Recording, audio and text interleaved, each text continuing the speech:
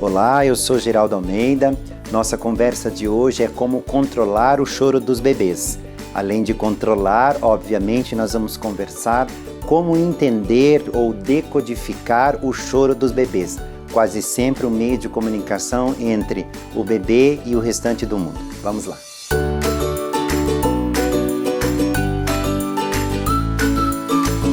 O choro dos bebês é, sem dúvida, o meio de comunicação mais ágil, mais fácil e o mais rápido entre os bebês e suas famílias, ou entre os bebês e seus cuidadores. No entanto, nem todo choro de bebê é igual. Isso é muito importante, sobretudo para quem trabalha em creche, em maternais ou berçários com muitas crianças. É importante, então, que educadores, assim como pais, tenham alguma percepção, alguma decodificação um pouco mais acentuada em relação aos choros dos bebês, para que a gente possa socorrê-los em suas necessidades. Basicamente, o choro dos bebês se divide em 3 tipos. Existem os choros que nós chamamos choros por motivos físicos, existem os choros que nós chamamos choros por motivos emocionais e existem os choros que nós chamamos choros por motivos sociais. Entendendo esses 3 tipos de choros, nós também entenderemos a ação ou a intervenção para cada um deles. Vamos ao primeiro caso. No primeiro caso, os choros por motivos físicos, eles sempre são os mais perceptíveis, são aqueles que ocorrem em maior grau e em maior número. Exemplo, choro depois da mamada. Criança então vai para a mamadeira ou vai para mamães para amamentá-lo ou até mesmo para tomar uma água e durante este ato ou logo depois a criança começa a chorar muito. Isso pode ser um problema no ouvido, uma infecção nas vias aéreas e pelo fato da criança ter que sugar e fazer este movimento, comprime muito o labirinto e dói. E assim que vem essa dor, ela chora como quem diz: preciso de socorro. Então, mães, atendentes de creche e educadores de maneira geral, atente-se a esse tipo de choro. O choro que vem no período da alimentação, sobretudo da mamada. A partir daí vem o choro que é o pedido de socorro, ou seja, a criança está suja, fez cocô, fez xixi e ela precisa chorar porque aquilo de alguma maneira faz o corpo dela perder um pouco da temperatura, uma vez que fica molhado e sobretudo nos períodos de inverno, e ela não sabendo dizer, não sabendo escrever, precisa gritar: alguém me socorre. Então esse choro ele é bastante comum e fácil de ser decodificado, porque ele não ocorre no período da mamada, não ocorre no período onde a criança está dormindo e ele sempre ocorre logo depois de um período de brincadeira ou da criança estar numa atividade lúdica e aí ela dá uma paradinha nos olhos, os olhos ficam assim meio perdidos no espaço, olha para a esquerda, para a direita e em seguida ela enche a fralda e aí vem o choro. Então estava muito bem e começou a chorar, pode ser uma boa dica de que ela está suja, precisa ser limpa. A partir daí, o terceiro tipo de choro físico é o choro por qualquer tipo de dor. As mais comuns são aquelas dores que quando nós tocamos na parte do peito, ou seja, no externo da criança ou na barriga, nós sentimos que a criança tem um movimento ou um toque brusco, né? Ela responde de maneira mais brusca. Então essas dores podem estar ligadas à cólica ou uma coisa muito importante que é o timo. O timo é uma glândula logo aqui embaixo do externo e o timo é responsável pelos linfócitos T, ou seja, todo o sistema imunológico da criança. Ele está em construção nesse período. Quando a criança fica muito ansiosa, muito tensa, muito estressada e às vezes muito agressiva em função do espaço em que ela está inserida, é comum o timo responder com essa provocação da dor. Então muitas vezes a criança, como o timo fica aqui no externo, muitas vezes a criança diz: a minha barriga está doendo.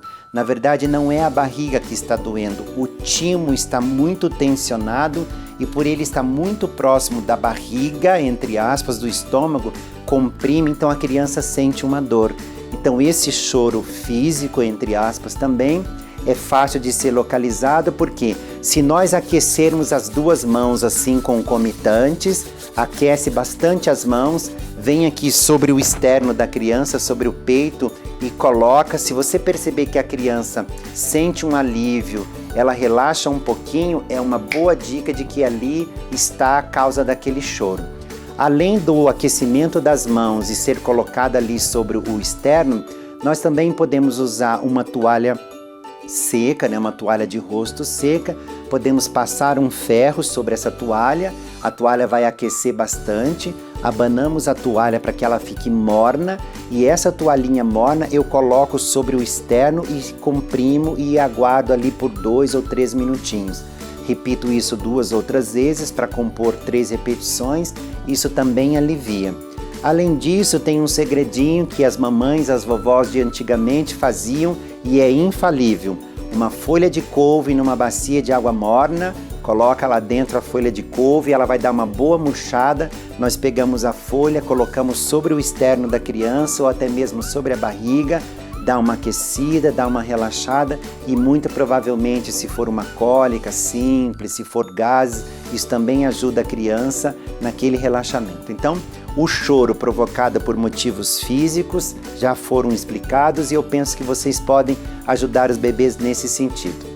No segundo caso, são os choros emocionais e aí a situação é um pouco mais delicada, porque há necessidade da criança construir um vínculo com a mãe no primeiro momento ou com a pessoa que está cuidando dela. No entanto, se esta pessoa demonstra insegurança, demonstra medo, agressividade, ansiedade e uma série de outros sentimentos, é óbvio que isso vai ser repassado ao bebê e ele recebe essa mensagem e responde com o choro.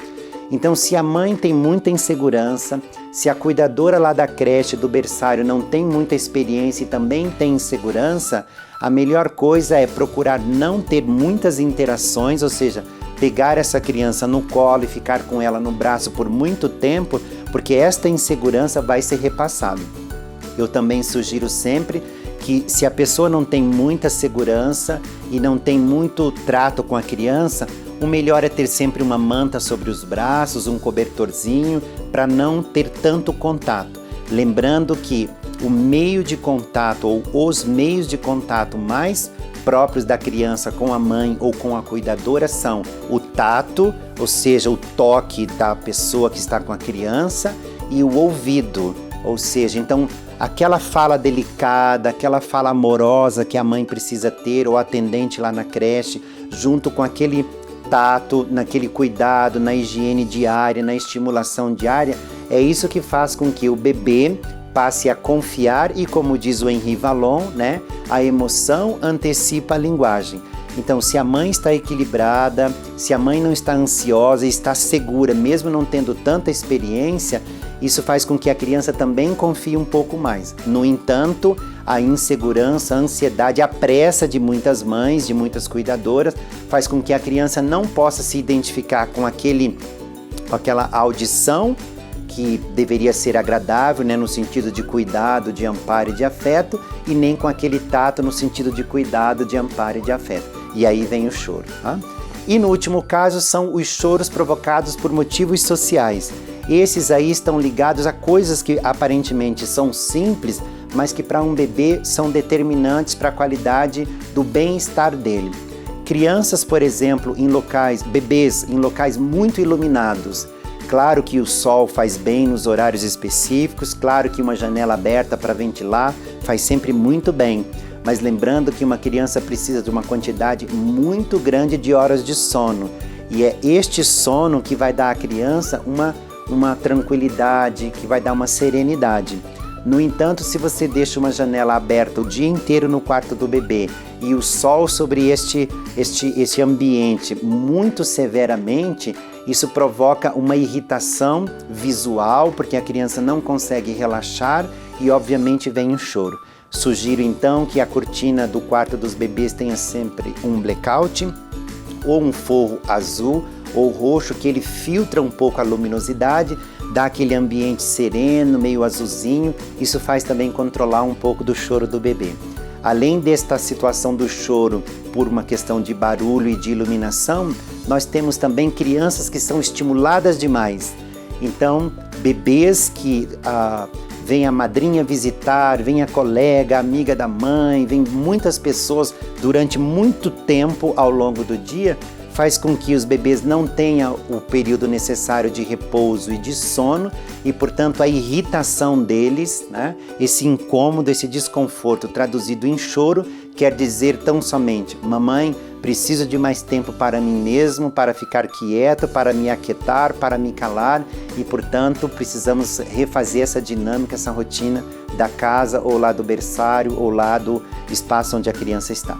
Fora isso, como eu sempre digo, educar é sempre um ato de persistir com delicadeza.